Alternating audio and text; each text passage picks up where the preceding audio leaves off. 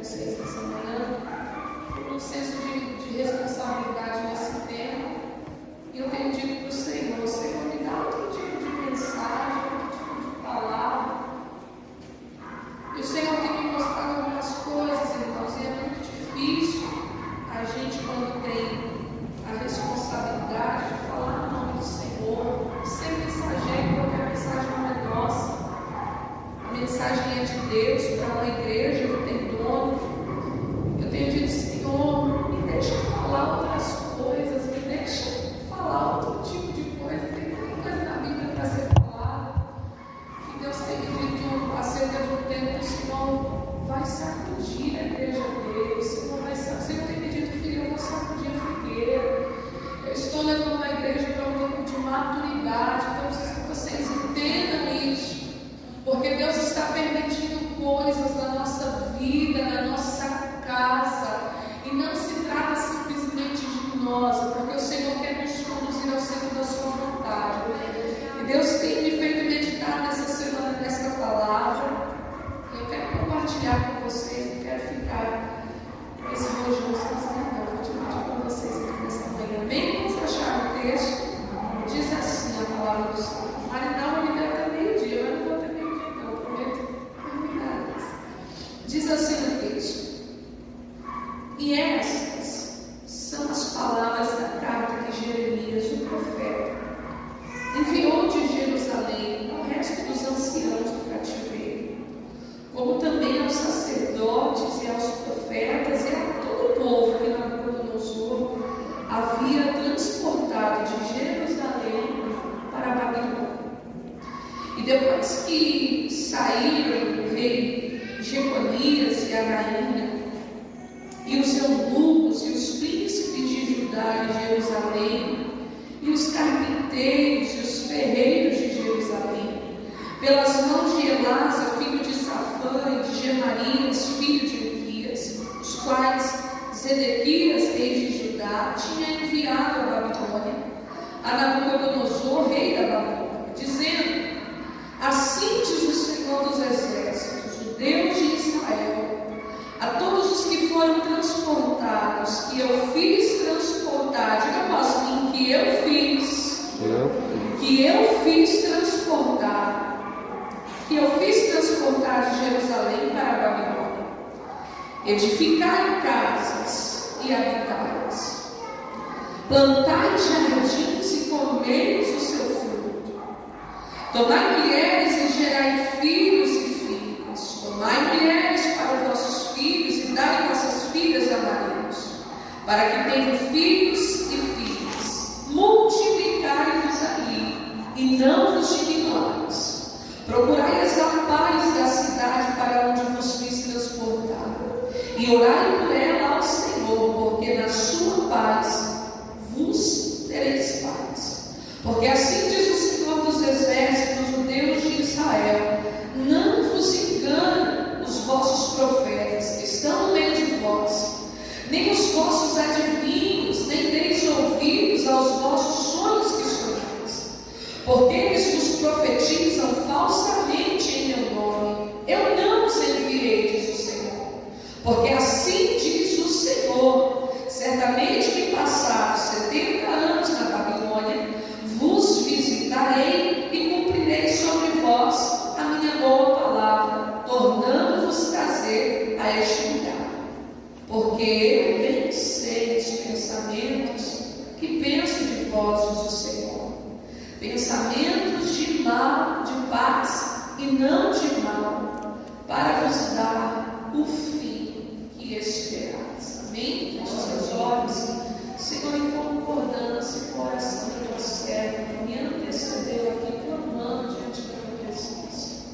Senhor, eu quero apresentar a Deus, a tua igreja, esta palavra. E quero te pedir, a Deus, faz aquilo que lhe apraz nesta manhã, cumpre o propósito pelo qual o Senhor nos reuniu aqui neste dia. Senhor, nós cremos que há um tempo que o Senhor tem conduzido a tua igreja a nível de entendimento, de alinhamento de propósito. E nós queremos estar atentos, nós queremos abrir os nossos ouvidos e principalmente o nosso coração para receber do Senhor aquilo que o Senhor tem para nos entregar neste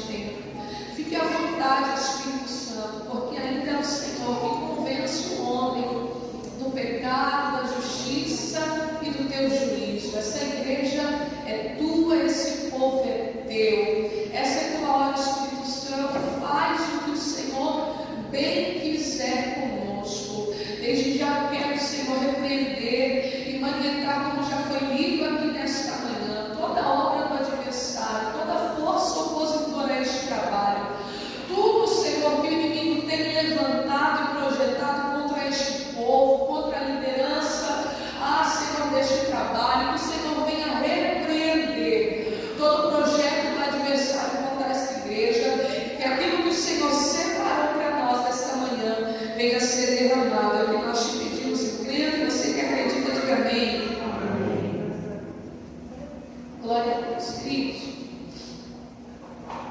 O profeta Jeremias, profeta conhecido em nosso meio, profeta que muitas das vezes nós que temos chamado, que temos ministério, temos uma facilidade de nos identificar com as crises que esse homem enfrentou no início da sua caminhada, né? A Bíblia diz, e o próprio livro, o início da narrativa do seu livro, vai trazer para nós a realidade de um homem que foi chamado e escolhido no tempo, onde o Senhor muda toda a sua biografia, toda a sua geografia, muda tudo que Jeremias tinha projetado e planejado como um homem comum, um homem normal, um homem natural. Nós sabemos que Jeremias ele é filho de sacerdote, ele vem de uma linhagem sacerdotal, e era muito comum,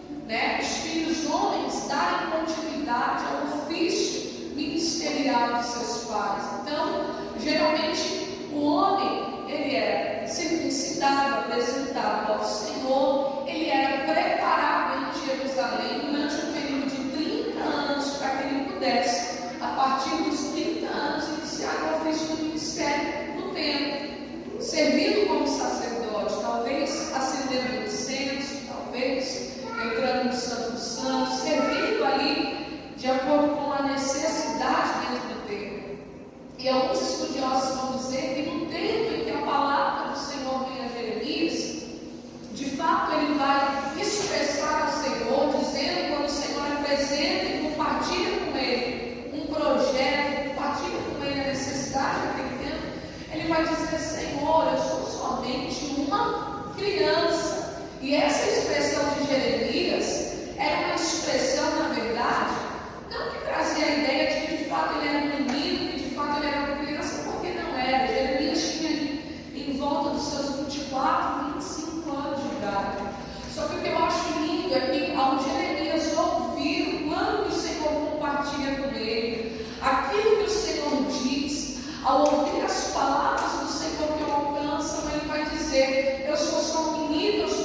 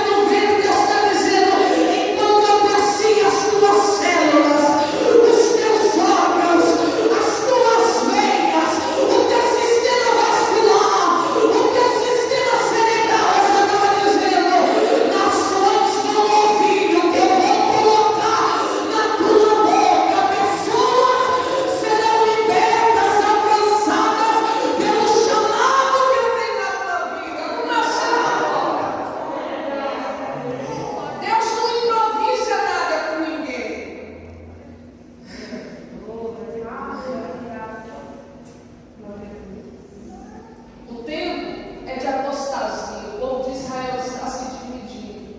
Os reinos estão divididos.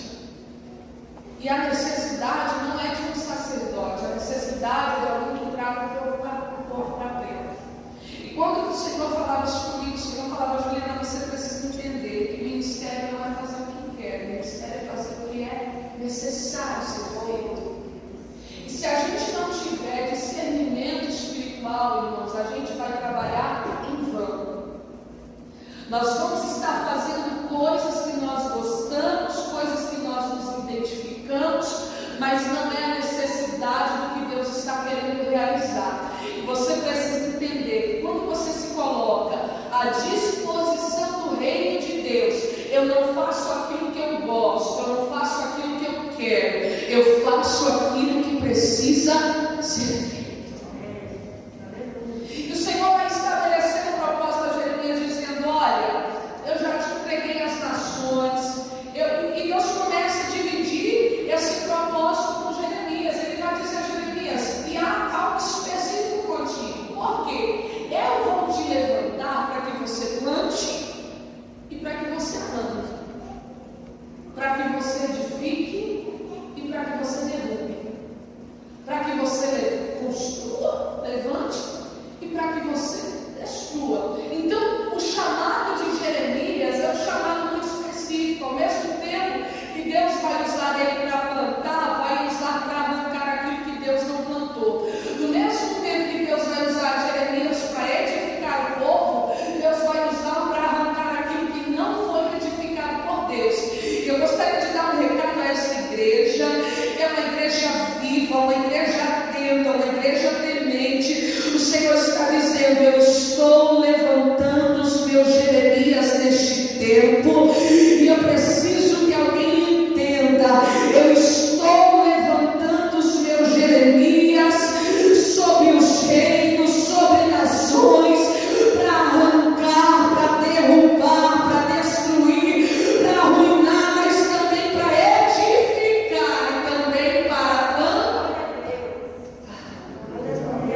Então Jeremias é levantado neste tempo, dentro desta finalidade. E no capítulo de número 2, o Senhor vai dizer a Jeremias: por que tu está levantando? O Senhor vai dizer a Jeremias: há uma necessidade deste povo, o povo que eu fiz caminhar, tirar das mãos opressoras do reinado que oprimiu. Eu fiz esse povo caminhar no deserto, eu cuidei deles, eles viveram experiências. E Deus começa a narrar e trazer à memória tudo que ele já havia feito por essa nação.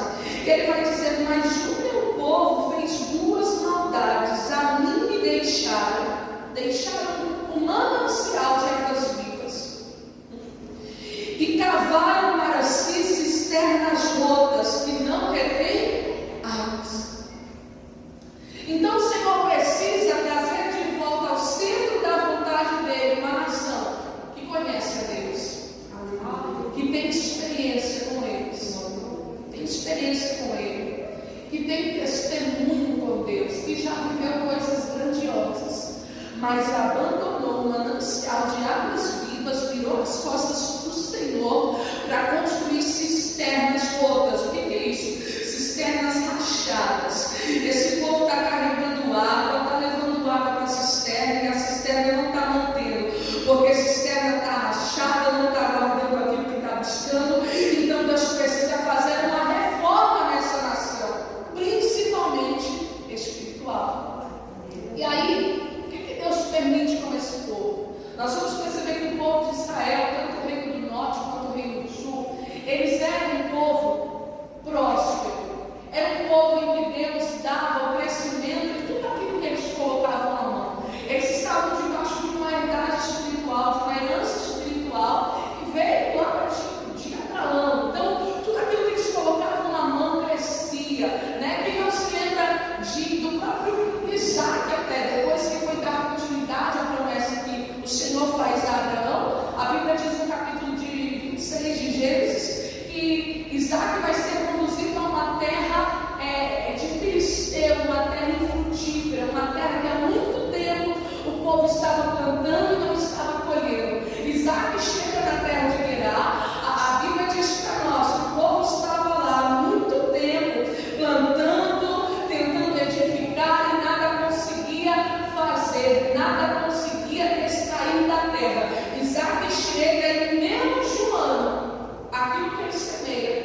ele colhe 100 vezes mais. Ou seja, às vezes nós precisamos entender que a bênção não está só em territórios, essa bênção não é limitada, não é geográfica. A bênção muitas das vezes está em nós, e esse povo é um povo abençoado. Só que esse povo, na medida que foi recebendo de Deus, começou a virar as costas para o Senhor.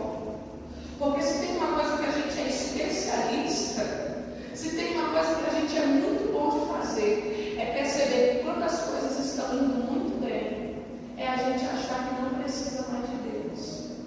Quando as coisas estão sendo encaminhadas da forma que a gente queria, a gente começa a não orar como orava, a não buscar como buscávamos. Eu estou falando, irmão, por conta própria. Eu falo, Deus, eu sei que o Senhor não me tira da prova, não. Comigo é conta gota, é tudo debaixo de luta, porque eu sei, porque o Senhor me quer ser da tua vontade. Se o Senhor me abençoar muito, eu vou querer ir para a praia em vez de ir para a igreja, eu vou querer estar no shopping em vez de estar fazendo a tua obra, eu vou querer estar me distraindo ao invés de estar te servindo. Então eu sei, Senhor, não tem problema não. O Senhor vai me abençoando na medida que o Senhor quiser. Por quê? Porque na medida que a gente vai crescendo, que a gente vai frutificando, que a gente vai sendo abençoado, a gente vai virando as costas para o Senhor. Quem aqui já não teve uma experiência de ter a casa virada, um processo dentro de casa terrível, e é o dia que você mais chora, é o tempo que você vem para o culto quebrantado, a oração fala com você, o hino da harpa fala com você, a palavra oficial fala com você, a pregação fala com você, porque você está precisando de Deus.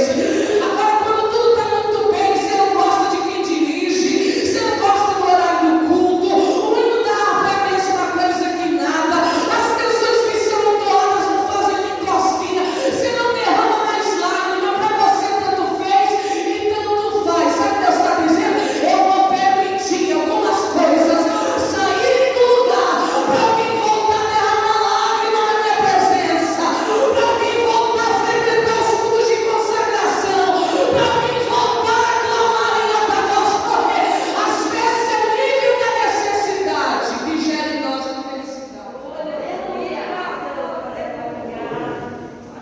Vá Marinalva, depois de 21 anos orando pelo marido, depois que Deus fez a obra, alargar um pouquinho, deixa. Vai você, depois que tanto chorou, pediu, orou, jejuou, consagrou, quando Deus realizar, você vira as costas. Deus está dizendo, eu vou permitir, oh, aleluia, algumas coisas saírem do teu governo e do teu controle, porque eu quero mais oração, mais entrega, mais renúncia, mais lágrima, mais devoção. Deus está querendo mais. E se for necessário, irmãos, Ele tocar em algumas áreas da nossa vida, sinto te dizer que Ele vai. O que Deus faz com essa nação? Eu estou vendo que dá, não resolve. Eu estou vendo que fazer crescer não adianta. Então eu vou tirar um pouquinho. Eu vou permitir um tempo de vergonha. Eu vou permitir eles estarem debaixo do jugo de Nabucodonosor. Porque só assim eles se lembrarão que ainda há um Deus sobre esse nação. Eu não sei você, mas essa é uma boa oportunidade para você agradecer ao Senhor por aquilo que deu errado na sua vida, porque eu tenho certeza que se os teus planos tivessem dado certo como você queria, se os teus projetos tivessem sido realizados como você projetou, se tudo aquilo que você queria tivesse de fato acontecido, talvez nem aqui você estaria. Eu posso te dizer com muita propriedade, se os meus planos há 8, 9 anos atrás tivessem dado certo, a última coisa que eu estaria fazendo era pregando a palavra do Senhor hoje. Mas Ele quebrou meus planos, Ele quebrou meus projetos, para dizer, não é você que manda, eu quero você na minha presença, e por isso eu vou tocar em algumas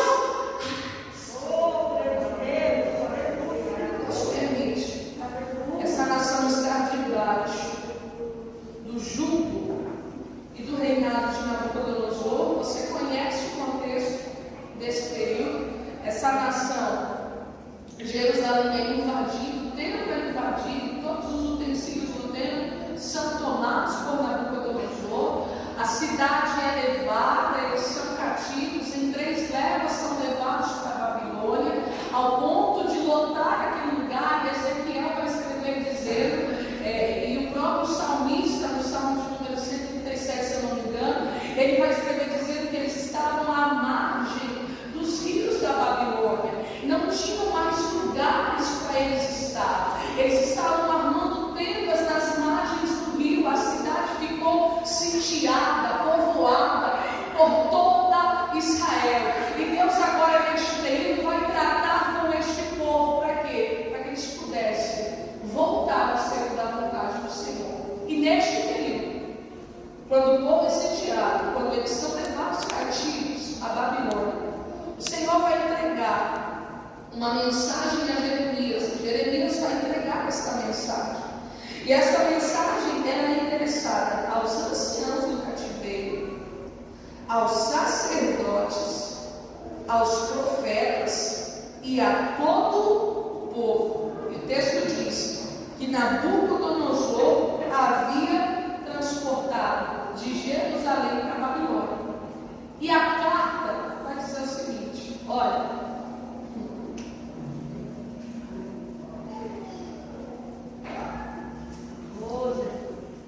Deus está estabelecendo este tempo.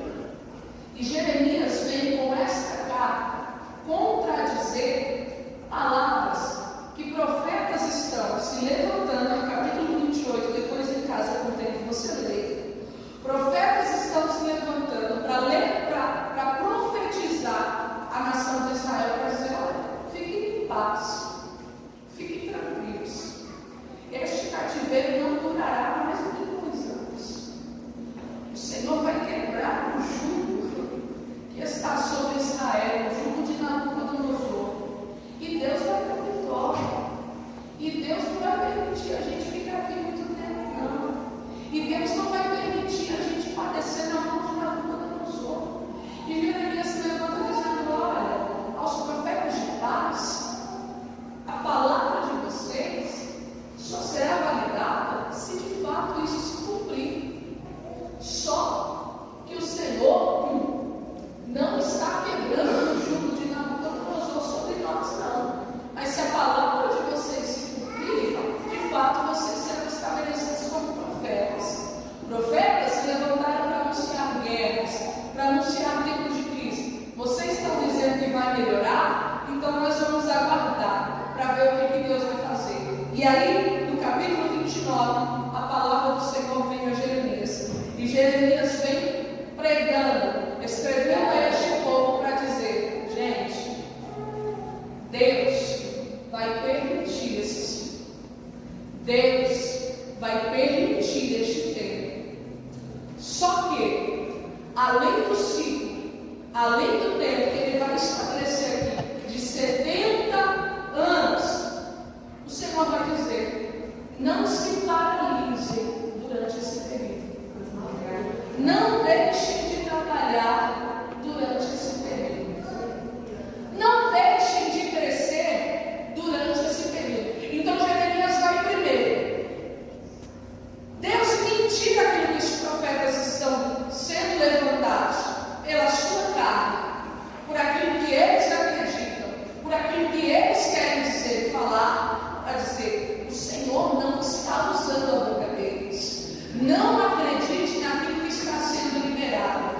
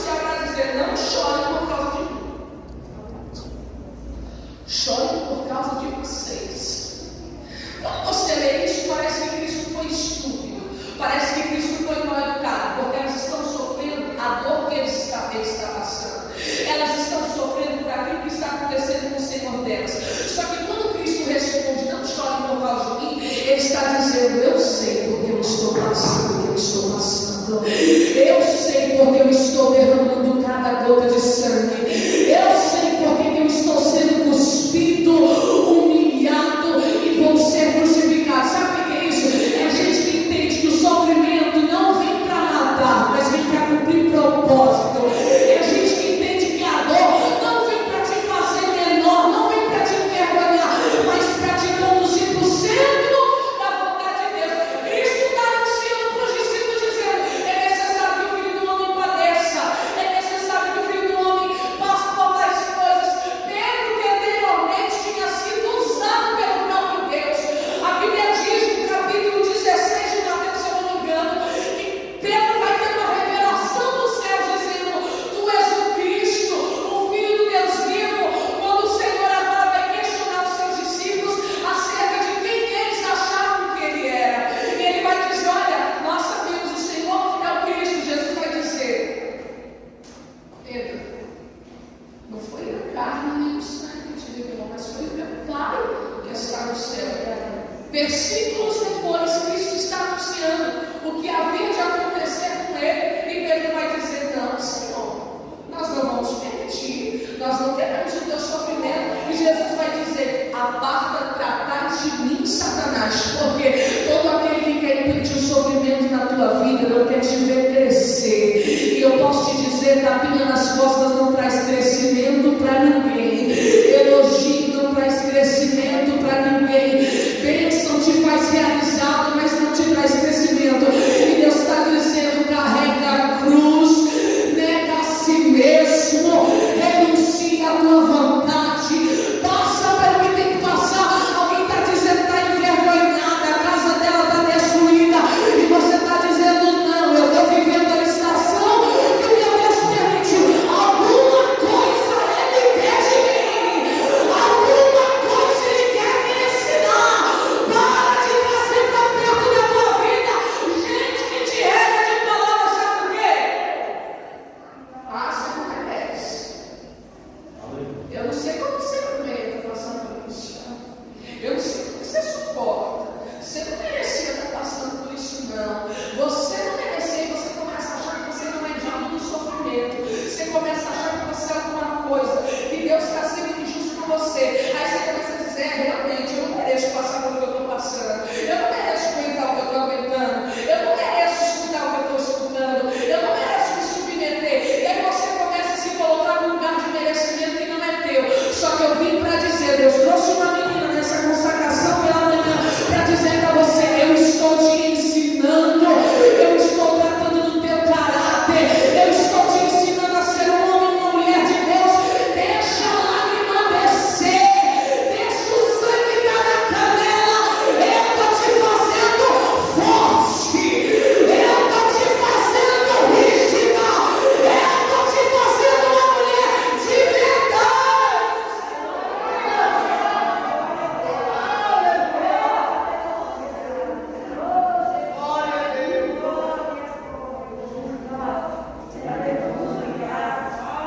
Você pode perceber que os momentos bons da tua vida, eles vão agregar memórias, mas é na dificuldade que você aprendeu a ser quem você é. Foi quando a porta fechou que Deus te deu esperança. Foi quando começaram a falar de você que Deus te fez orar mais um pouquinho. Foi quando as coisas apertaram lá dentro da tua casa que você se colocou na brecha. Deus está dizendo, vai passar, mas deixe tempo. Versículo de número 5. Edificar em casas, habitais,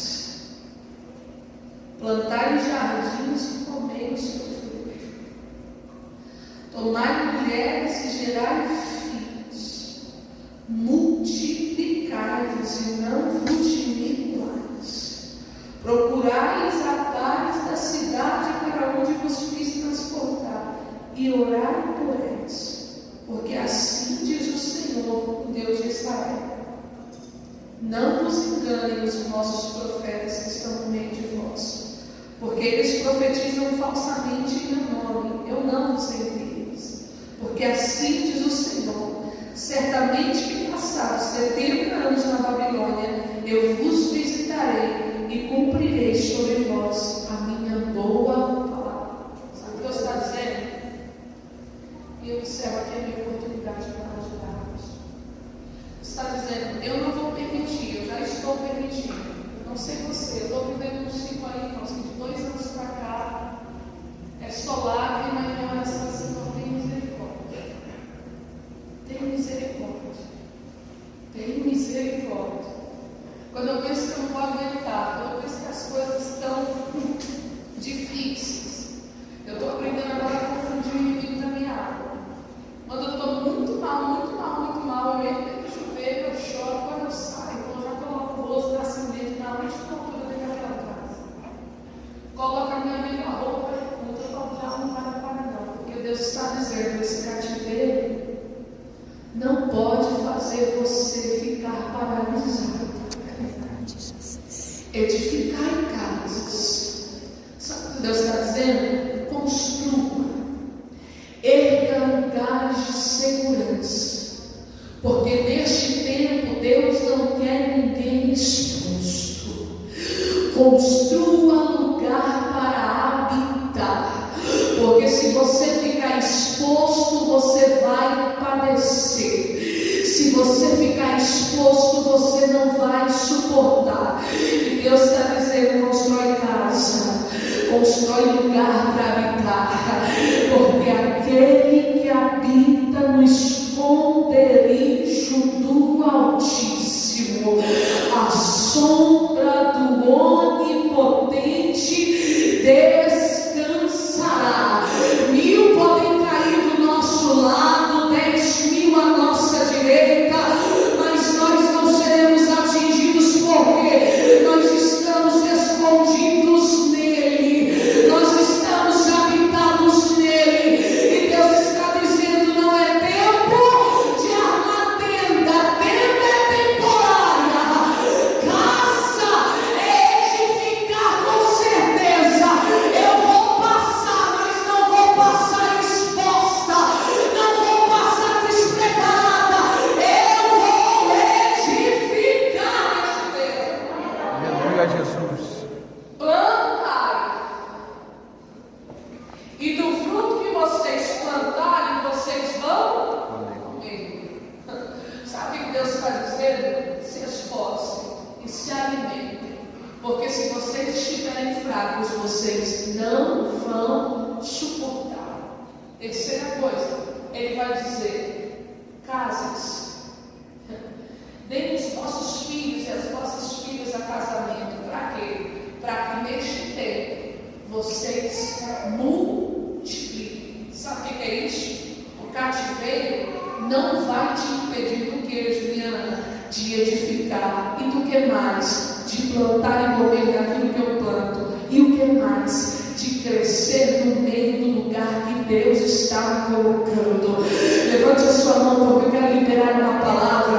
Deus está dizendo: eu vou permitir sim algumas coisas saírem do lugar, algumas coisas acontecerem, mas eu estou dizendo: se esforce, trabalhe, edifique, coma do fruto, se fortaleça e ainda cresça no meio deste cativeiro, porque vocês vão entrar em quantidade, mas vão sair mais fortes, vão sair uma nação maior,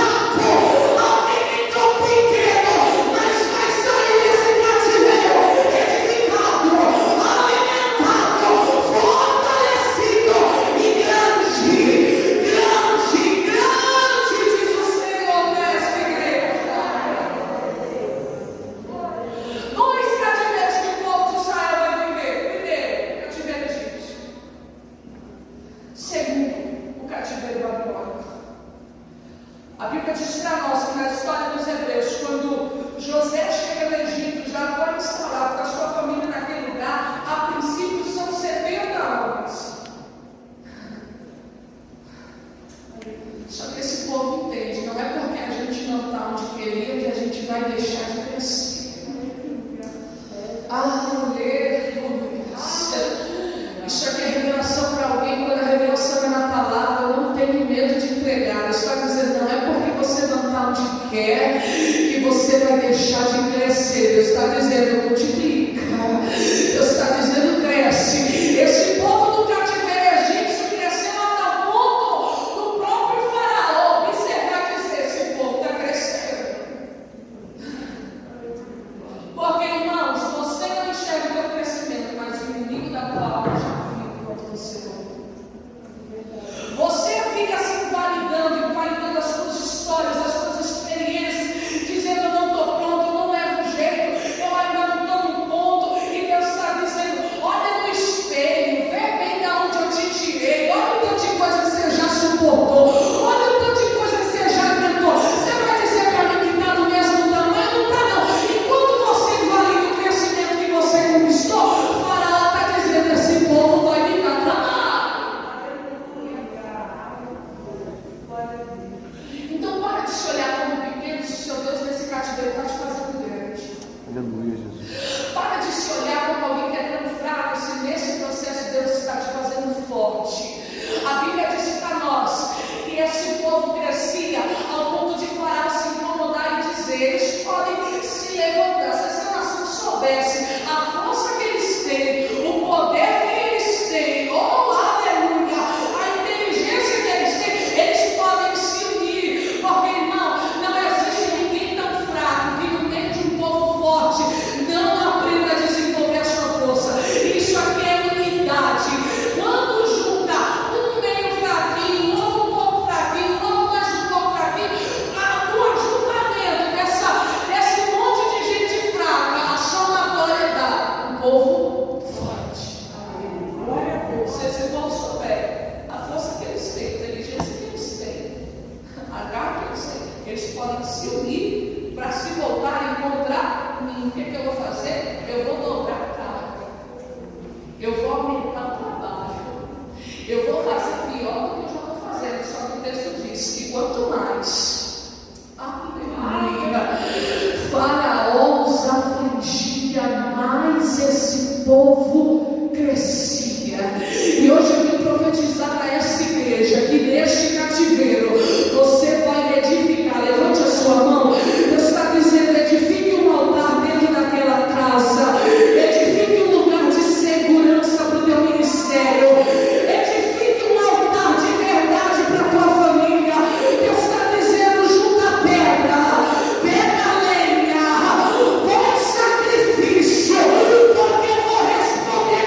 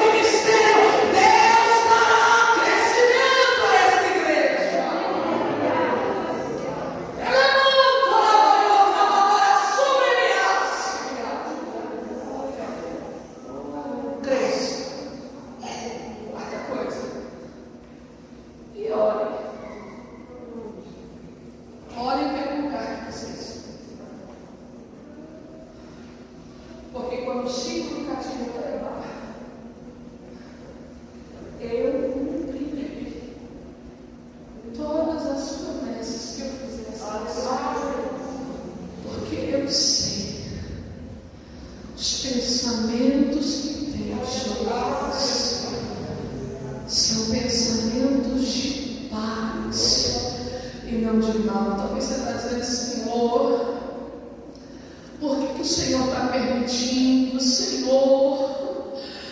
Por que o Senhor está fazendo dessa forma? Deus está dizendo, eu sei o pensamento que eu tenho sobre você. Oh, aleluia, eu sei o que eu vou fazer no final desse processo. Eu sei o testemunho que eu estou tecendo para a tua casa. Eu sei o testemunho que eu estou construindo no teu casamento. Eu sei o que eu estou projetando.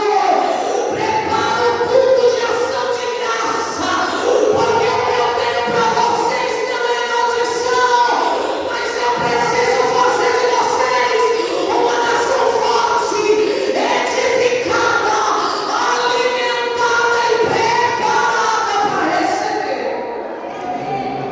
aquilo que eu já estabeleci. Se coloque de pé, vamos lá.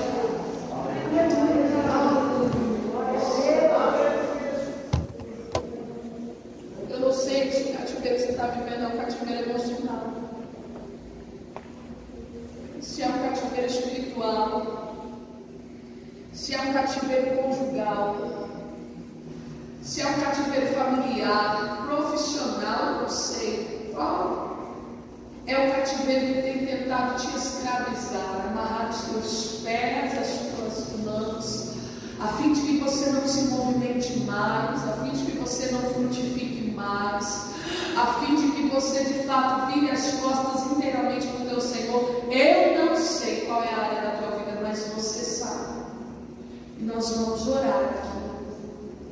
Eu quero que você ore com muita sinceridade, porque Deus está dizendo, não vale a pena passar no cativeiro se não for para edificar, se não for para plantar, se não for para crescer, e se não for para estabelecer oração no lugar que você está.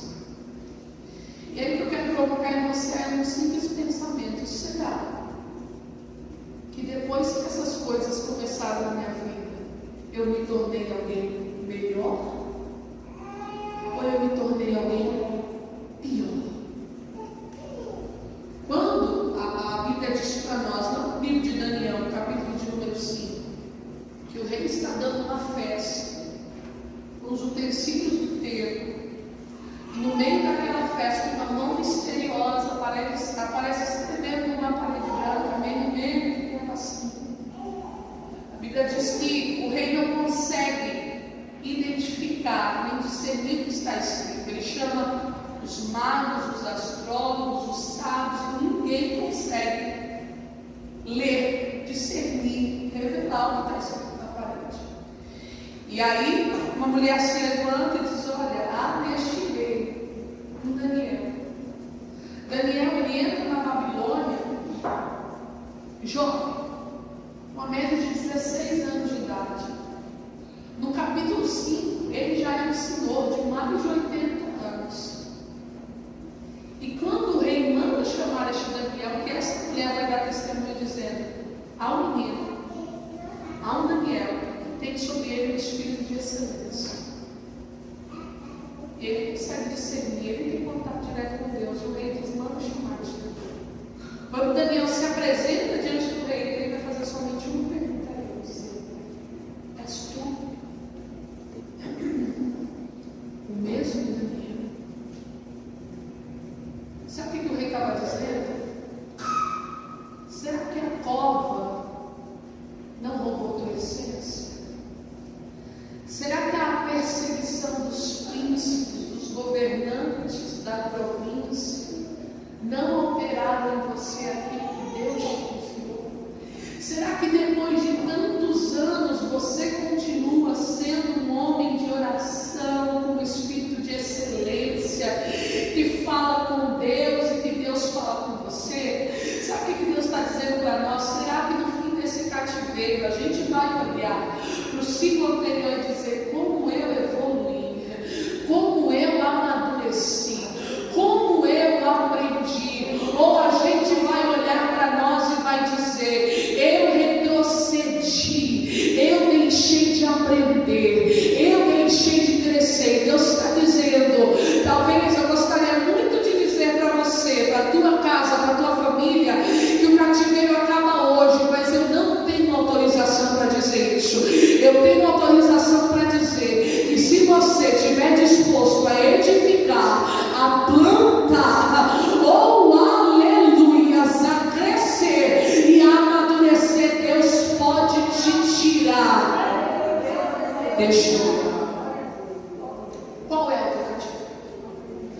criando meu cativeiro dentro da minha casa.